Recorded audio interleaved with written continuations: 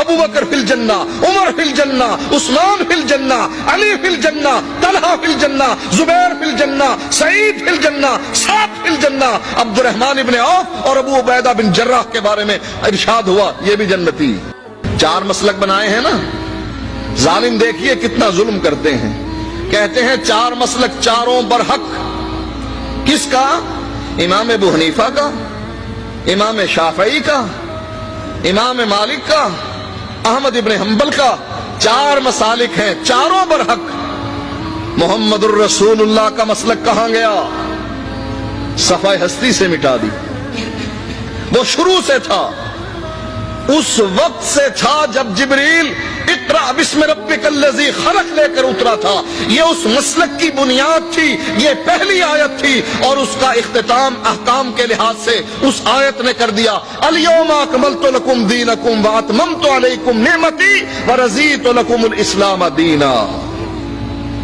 یہ دین محمدی تھا جو حنفیت سے پہلے تھا، شافعیت سے پہلے تھا، مالکیت سے پہلے تھا، حنبلیت سے پہلے تھا، جس پر چلنے کی وجہ سے آسمان سے اللہ کے نبی کو یہ پیغام ملا، ابو بکر فی الجنہ، عمر فی الجنہ، عثمان فی الجنہ، علی فی الجنہ، طلحہ فی الجنہ، زبیر فی الجنہ، سعید فی الجنہ، سعد فی الجنہ، عبد الرحمن ابن عوف اور ابو عبیدہ بن جراح کے بارے میں ارشاد ہوا یہ بھی جنتی۔ وہ مسلک تھا یا نہیں جو نبی کے زمانے، اچھا نبی کے زمانے میں صحابہ حنفی تھے، نقشبندی تھے، قادری اور چشتی تھے، بولیے نا، سہروردی تھے، رضوی تھے؟ نہیں، کون تھے؟ محمدی علیہ الصلوۃ والسلام۔ حضرت معاویہ رضی اللہ تعالیٰ عنہ حضرت عبداللہ ابن عباس سے سوال کرتے ہیں، علوی ہو یا عثمانی ہو، علوی ایک نسبت تھی حضرت علی کی طرف کہ جو حضرت علی سے محبت کرنے والے ہیں وہ حضرت علی کی طرف منسوب ہو کر علوی کہلواتے، اور جو حضرت عثمان سے محبت کرنے والے ہیں وہ عثمانی کہلواتے۔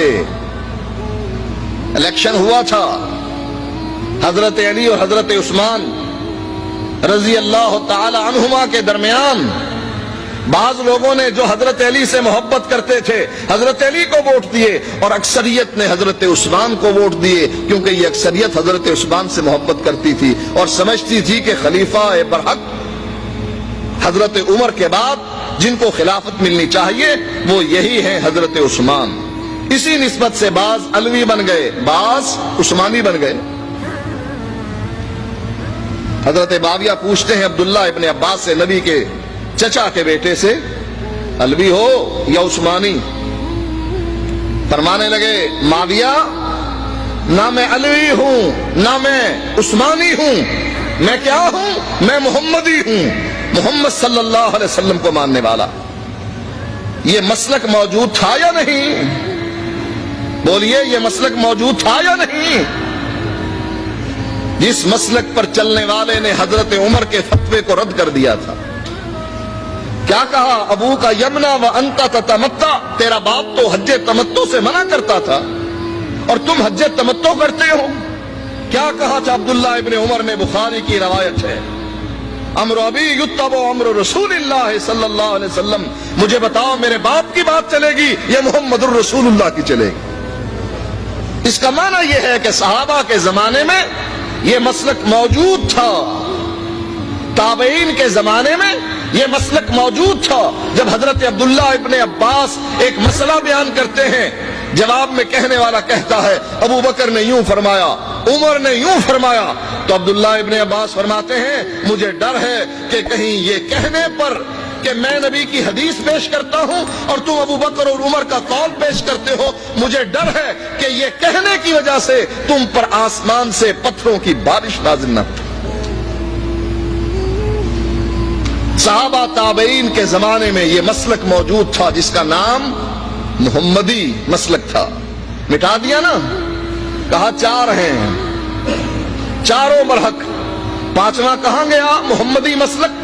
کہا نہیں، حرم میں چار مصلے بچھائے گئے تھے نا، کہ یہ حنفیوں کا، شافیوں کا، مالکیوں کا، حنبلیوں کا 4 مسلے بچھائے گئے، 5واں کہاں گیا؟ کہا نہیں، اس کو مٹا دو صفحہ ہستی سے، تم اس کو مٹانا چاہتے ہو، اور رب فرماتا ہے وَرَفَعْنَا لَكَ ذِكْرَكَ، ہم تیرے ذکر کو بلند کرتے رہیں گے، جہاں اشہد اللہ الہ الا اللہ آئے گا وہاں اشہد ان محمد رسول اللہ بھی آئے گا۔ دنیا مٹانا چاہے یہ مسلک مٹ نہیں سکتا۔ اللہ کے نبی فرماتے ہیں لا تزال طائفۃ من امتی، میری امت میں سے ایک گروہ ہمیشہ حق پر رہے گا، نبی کے زمانے میں بھی، صحابہ اور تابعین کے زمانے میں بھی، تبع تابعین کے زمانے میں بھی، ائمہ دین، مفسرین، محدثین کے زمانے میں بھی ایک گروہ ہمیشہ حق پر رہے گا۔ یہ حدیث ہے جس پر محدثین فرماتے ہیں، امام بخاری فرماتے ہیں، یزید ابن ہارون فرماتے ہیں، علی ابن مدینی فرماتے ہیں، دیگر محدثین جس کے اقوال کو خطیب بغدادی نے فضائل اہل حدیث کے نام پر جمع کیا ہے، کیا فرماتے ہیں کہ اس سے مراد، بلکہ احمد ابن حنبل نے فرمایا اگر اس سے مراد اہل حدیث نہیں تو مجھے کوئی علم نہیں کہ اس سے کون مراد ہے۔ یہ مسلک اس وقت بھی موجود تھا جب قرآن اترا، اور اس وقت بھی موجود رہے گا جب عیسیٰ علیہ السلام اتریں گے، جب قیامت آئے گی، اس وقت بھی یہ مسلک اسی طرح زندہ رہے گا۔ اور آپ جیسے اس مسلک کو زندہ کر رہے ہیں، اس زمانے میں بھی لوگ اس مسلک کو زندہ کرتے رہے۔ ہمارے مسلک کی سچائی قرآن کے پاروں میں بکھری پڑی ہے۔ کیا فرماتا ہے اللہ تعالی؟ وَمَا أَرْسَلْنَا مِن رَّسُولٍ إِلَّا لِيُطَاعَ بِإِذْنِ اللَّهِ، میں انبیاء کی جماعت کو بھیجتا ہی اسی لیے ہوں کہ اس کی اتباع کی جائے۔ یہی آیت امام ابو حنیفہ رحمۃ اللہ علیہ کے بارے میں بھی آئی ہے نا، کہ ہم نے 4 امام بنائے ہیں اور چاروں کے بارے میں ہم گارنٹی دیتے ہیں کہ جو ان کی اتباع کرے گا وہ جنت میں جائے گا۔ جس نے ہمارے امام کی، ہمارے مسلک کی اتباع کی، اس کے بارے میں آپ نے سن لیا کہ وہ جنتی ہیں۔ کن کے بارے میں فرمایا؟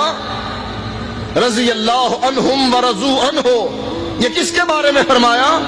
صحابہ کے بارے میں، جنہوں نے اللہ کے نبی کی اتباع کی، نبی کی زبان سے یہ بات سنی من اطاعنی دخل الجنہ، جو میرے پیچھے چلا وہ جنت میں پہنچا، ومن عصانی فقد ابا، اور جس نے میری نافرمانی کی، میرے راستے کو چھوڑ دیا، وہ جہنم میں پہنچا۔ کوئی شک ہے اس کے بارے میں کہ صحابہ جنتی نہیں؟ کیا خیال ہے آپ کا؟ صحابہ جنتی ہے کہ نہیں؟ کس وجہ سے؟ اس حدیث کی مصداق بن کر کہ اللہ کے نبی فرماتے ہیں من اطاعنی